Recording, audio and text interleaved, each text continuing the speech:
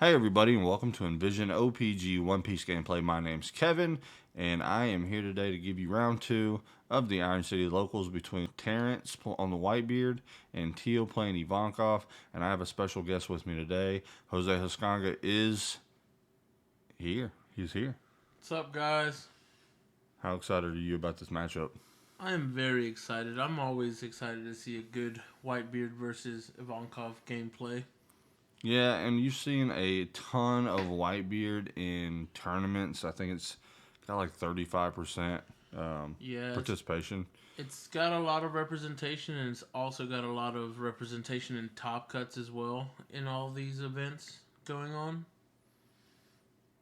You don't see a whole lot of Ivankov, though, which is surprising to me, seeing as how I think it's one of the best decks in the format.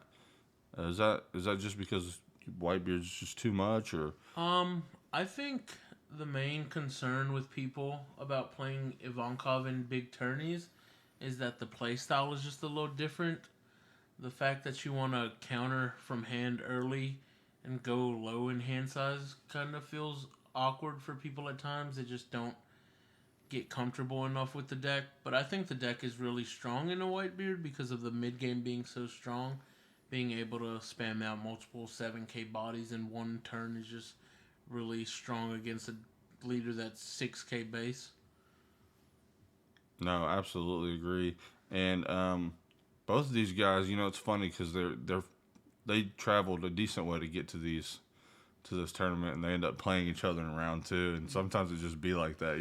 Yeah, it does. It does feel quite sad when you have to play one of your buddies, testing pals, in a tourney, like early into the tournament. But it's still good testing, and this is a very coin flippy matchup. Like, it could go either way, and these guys are both relatively new to this game, so I think it'll be a very close matchup, and it all depends on how their decks run.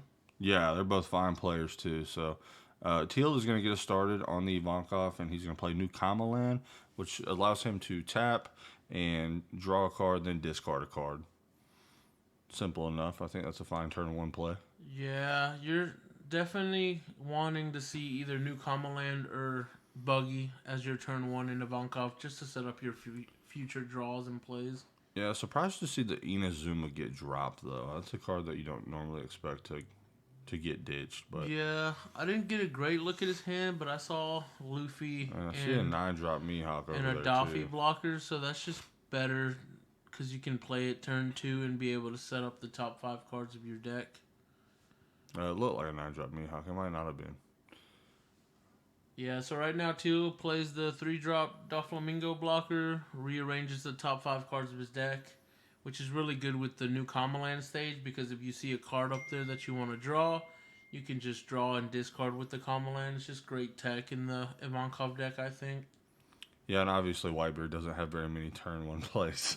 No, like maybe the 1-drop Whitebeard event if they're playing it, but Sure. not a lot of lists run that event. Or Blenheim even. Blenheim's a 2-drop Two-drop, blocker, yeah. so on draw you at least have a targetable card to play. Yeah, but I think Terrance is on the Straw Hat variant of the Whitebeard list. So I don't think his list is running the 2-drop blockers or the Moby Dick stage card for the Whitebeards.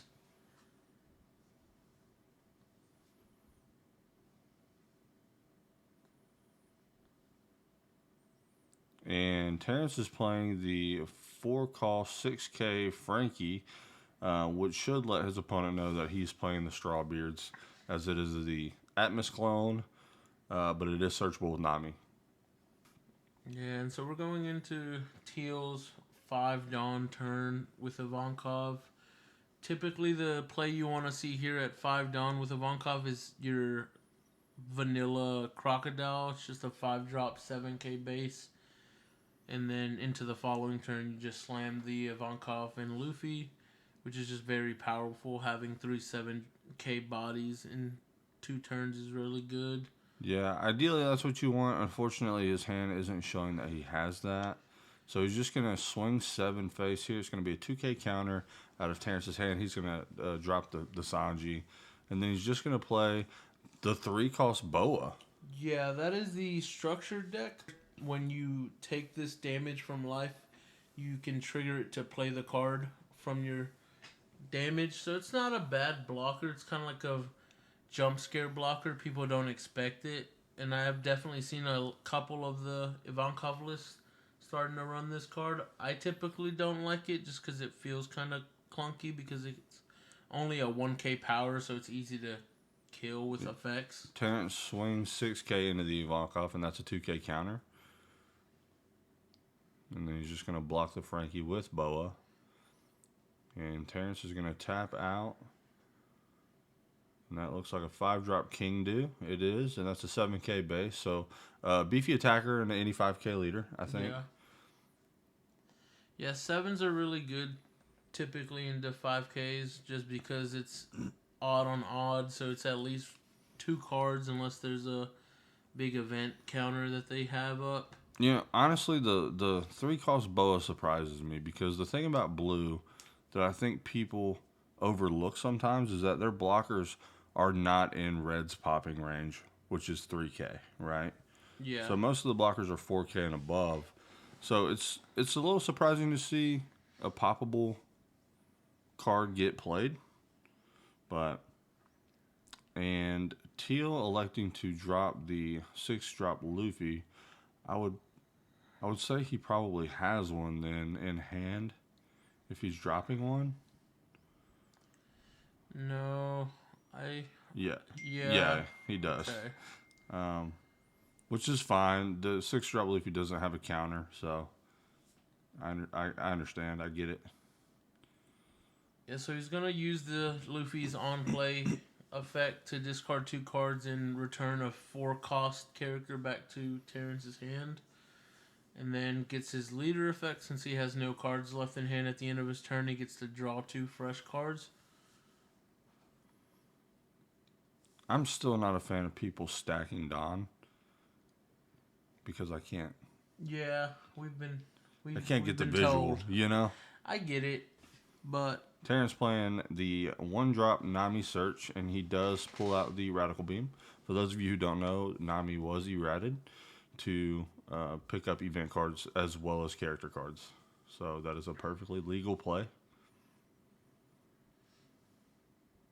let's see. He's going to don up his 10. That's a peculiar number. Yeah, I feel like that's a bit of an overswing.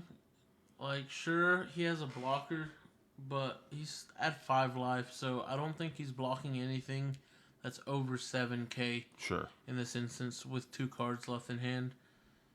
And then he's going to attach it. What looks to be one don? I cannot tell. I mean, he pitched 2 cards, so it's probably just 1 don, and he swung 7. Yeah, so it's definitely an albeit a 2k counter, and I imagine a 1k counter underneath that. And it is Teal's going to start by going New Common Land to draw his card and pitch a card.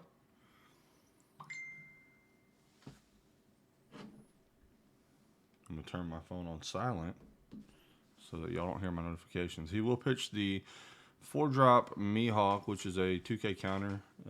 Is a on attack, draw 2, pitch 2. But you rarely see that card get on the board very much. It's usually used as a 2k counter, so defensive purposes, mainly on the 4-drop Mihawk. Yeah, the good thing about Ivankov and in blue in general is they have a lot of 2k counters at their disposal to be able to play in their decks, so their defensive counters is really well into these matchups that are swinging 6Ks and 7Ks because they have a lot of counter power in hand. Ivankov swinging 9k. I imagine that's at King Do. I think he wanted to get 2 over on the King Do and force Terrance to drop 2 cards from hand. Makes sense. Yeah, you don't really want to leave a lot of those big bodies on board for the crackback of the Whitebeard turn. Yeah, exactly. And he's going to go 8 at the face here, which is going to be another 2 cards out of Terrance's hand. And it looks like Terrance has a pretty decent hand over there. I know he's got a 9-drop Whitebeard in hand. And then he's just going to play the 4-drop restand blocker, Mr. 3. Okay, so Teal opts to use the effect of the Mr. 3 blocker to trash a card to restand at the end of his turn to get the Ivankov effect to draw 2. I don't know if I would have done it there since the last card he did have in hand was a 2K counter. Yeah. Like, blind drawing 2 feels good, but if you already know the one card in your hand is a 2K, I just think it's better to keep the 2K. Yeah, and Terrance is going to go ahead and drop the 9-drop Whitebeard and activate the effect to give 2K power to his leader until the end of your opponent's next turn. So he's going to be at 8K base during Teal's attack turn, which makes him not untouchable per se, but it makes it very hard. It does make it a lot harder to swing into an 8K over a 6K, but at least he has a couple of 7K bases on board, so those are not hard to reach those 8K numbers. Yeah, Teal electing to block there. He might think that his opponent can out his blocker on the next turn, and so I think that's perfectly fine. We know he's playing Strawbeard. Otama's certainly an issue, and I think that was a perfectly fine block.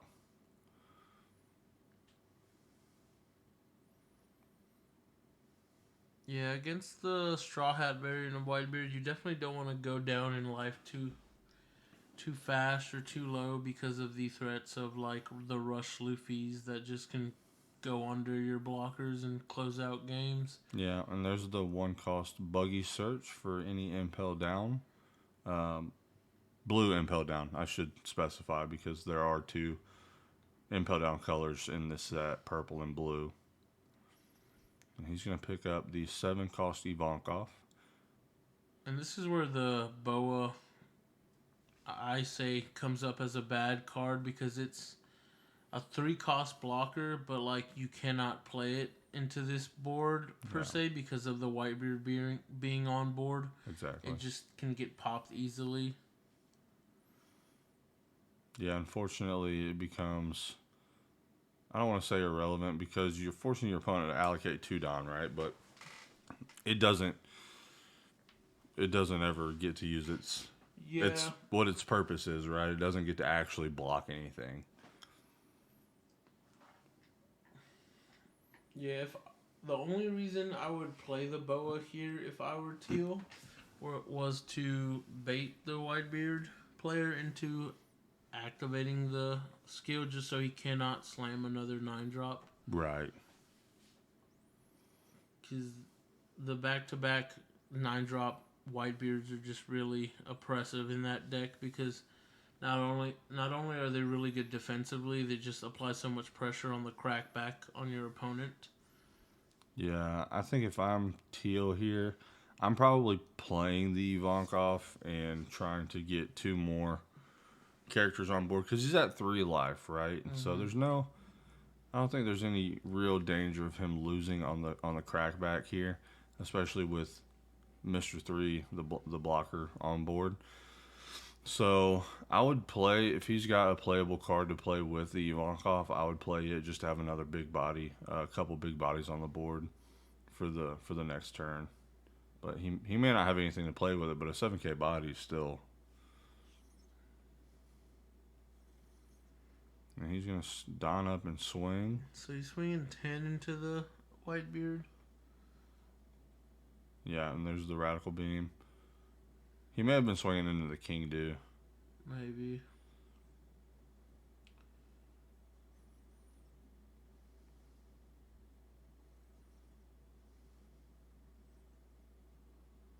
It looks like he's going to tap out.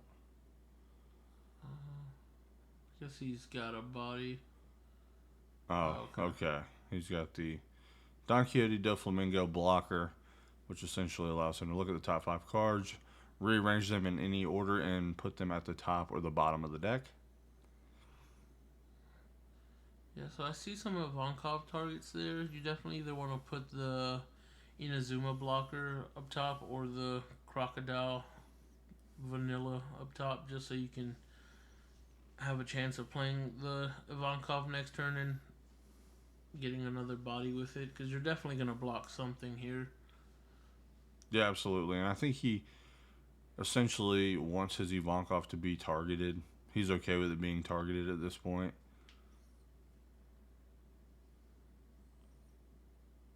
I think tempo-wise, though, and there's the second 9 drop. And that is just annoying. Yeah, it's not great. Yeah, go ahead and use the boa. Use the boa blocker here because she doesn't survive. Block while you can. And then 7 into the leader's face here.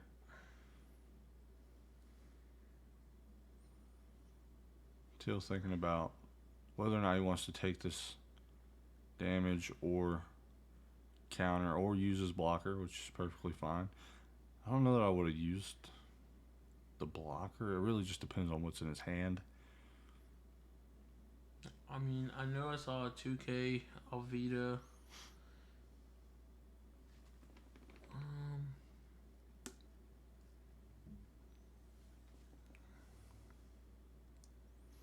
And Teal electing to use all of his blockers that turn.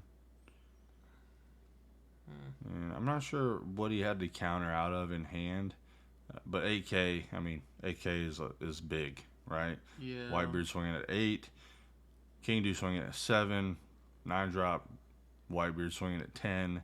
I mean, these are big numbers. So for a deck that doesn't have a lot of cards in hand, typically, I can see why it would be difficult to decide to lay down the rest of your hand essentially to guard one attack, right?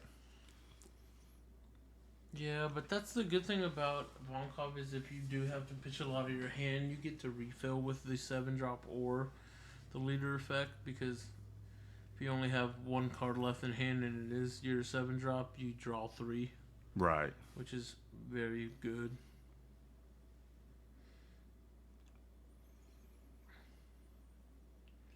Yeah, I think I would have definitely countered out of one of those attacks if I could have, and just blocked the other 2. I think I would have tried to kept the Mr. 3 blocker. Yeah, because that's a restanding. Yeah, so like you can attack with it. You can try to attack with it and get some extra swings in, and not feel as open to a counter attack. Yeah, as far as the board state's concerned, Terrance has turned the tide here. And his board looks scary, and he's able to block. I think that was a swing at the King Do. Was that a swing for 7 at King Do? Yeah, it was a swing for 7 into the King Do, so he countered 1K.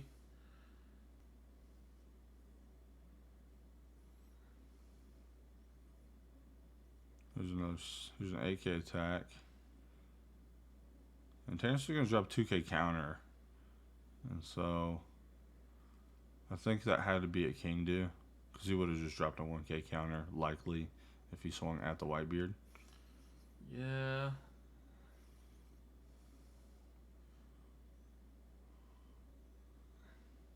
Inazuma. Inazuma is a perfectly fine target for Ivankov. Inazuma is a 4-cost 5K blocker that if you have a 1 card or less in hand on block, she gets 2K power, and that's a static, so it happens on offense and defense, correct? Yes. And he's just going to pass turn here. Yeah. And this is a scary position to be in if you're Teal. I know you're at 3 life, and you feel like you should be able to make it through, but, I mean... Yeah, it's just the scary part about Ivankov is, like, you may be at a high life total, but since he has such big threats on board, life isn't a lot when you're only at 2 cards in hand. Yeah, and if he's got the Otama or the ace... Yeah. Yeah, and he's just going to don up his Whitebeard and pop the Inazuma.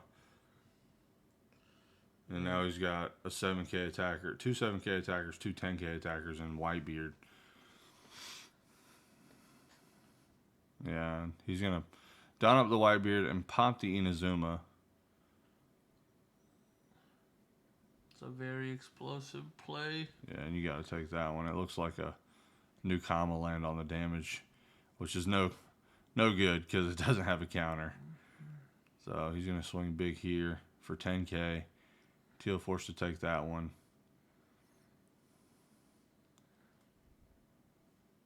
If you can block one, I think this is the one you try to block. Yeah, so he goes 3K counter out to get to 8. Yeah. And then I think he has a 2K, so I think if he swings 6, you counter this.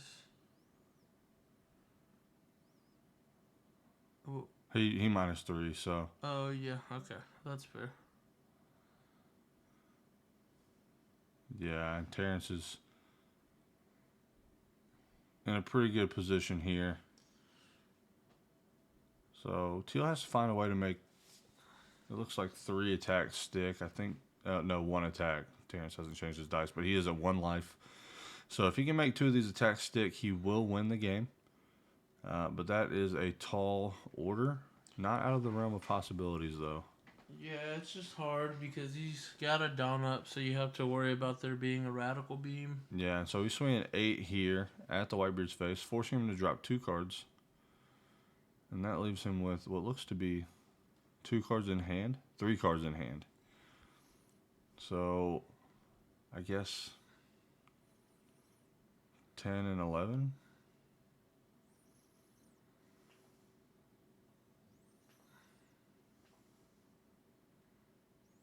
Yeah, I think with the radical beam, if he does have it, I just don't think he has enough power-wise, because he can eat one of the attacks and then just counter out of the other. Yeah.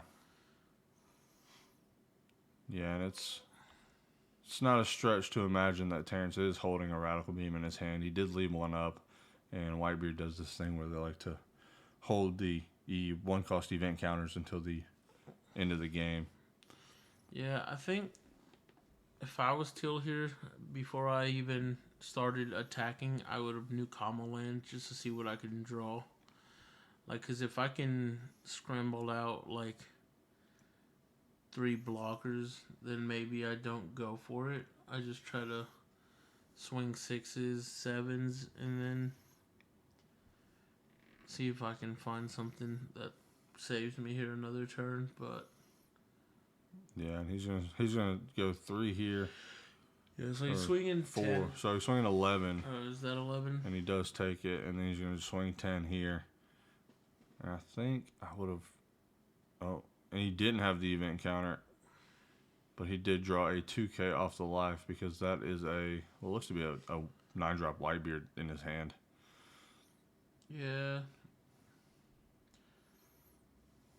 But he does drop 3 2K counters. So regardless, he would have had it, but he did have to get 1 off his damage. Yeah, so Teal was just put in a situation where he had to go for it there because he's dead on the crackback. Yeah, absolutely. No matter what. Yeah, so they scoop it up, and Terrance has a very strong showing with Whitebeard and against a very, very good Ivankov deck. And I know Teal likes playing blue, so he was a good game to watch for sure. Round 2 going to Terrance, who goes into round 3 2-0. And with that, I will say goodbye. Everybody, I appreciate you watching. Big shout out to the crew over at Iron City Games. Anthony Casella, I hope you're doing well, buddy. Get to feeling better. And Jose, I appreciate you joining me today. No problem, guys. Anytime. And we will have round 3 shortly.